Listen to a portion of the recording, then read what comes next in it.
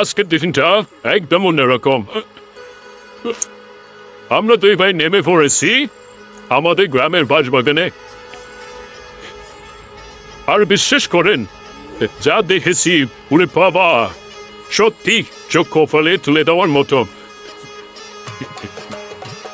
সেই বিষাক্ত সাপ, প্রথমে ভেবেছিলাম হয়তো একটা দুটো হবে, কিন্তু না, পুরো বাগান যেন ওদের রাজত্ব।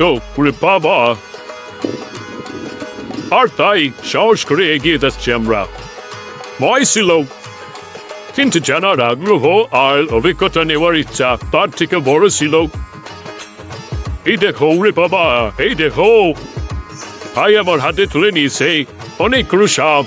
মনে হচ্ছে বিষাক্ত না, তারপরও আমরা খুব সাবধানে ধরেছি যাতে সাপটাও ভয় পায় না, আর আমাদেরও যেন ক্ষতি না হয়।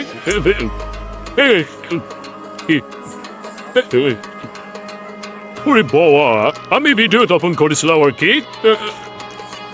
আর ভাইস ঠান্ডা মাথায় একদম বিষাদাতের মতো ধরে রাখলো। এইবার এইটা কিনে এবার আমি নিয়েছি হাতে। ওরে বাবা, ভয়ঙ্কর বাবা!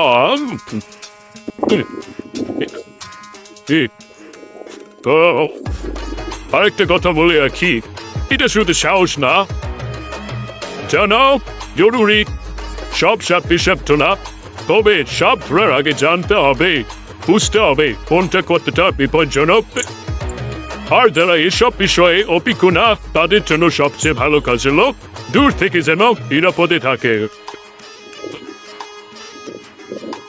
আর অবশ্য আমার একটু সাহস বেশি। দেখেন আমার হাতে, ভয়ঙ্কর।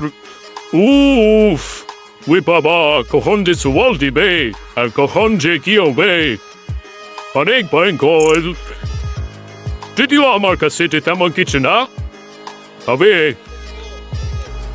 সাবধান থাকা, খুব জরুরি, সাবধান থাকতে হবে।